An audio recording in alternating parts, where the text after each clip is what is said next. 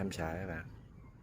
Mưa quá trời mưa, mưa nguyên đêm mà bông vẫn còn sáng. Bữa đó mình xịt cabio tớp lên vậy các bạn, đang lên nè.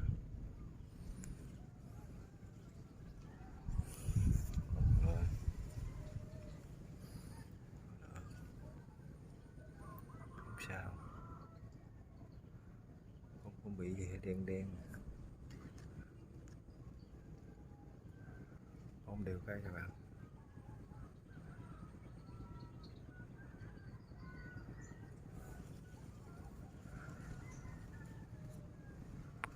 Không lên rồi.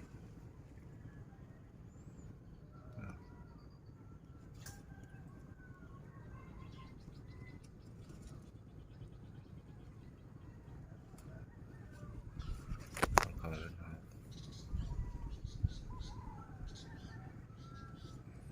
Bông đều các bạn, đều cây,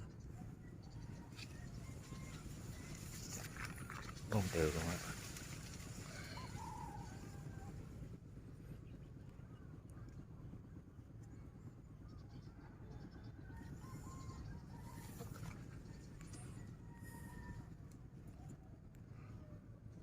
Đây mà vẫn còn hộp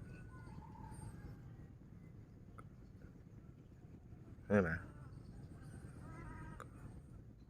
đang lên mà biết sao đây, mưa nữa là đi luôn.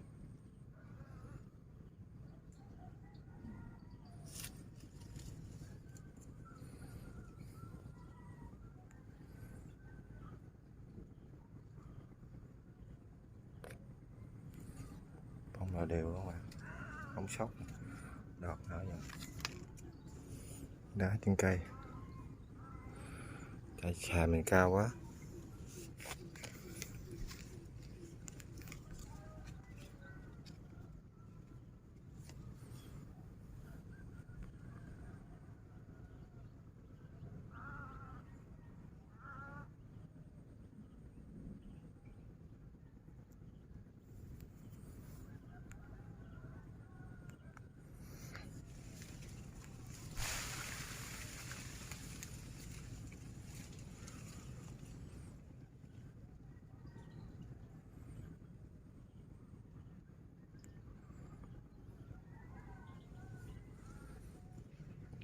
Vẫn còn sáng.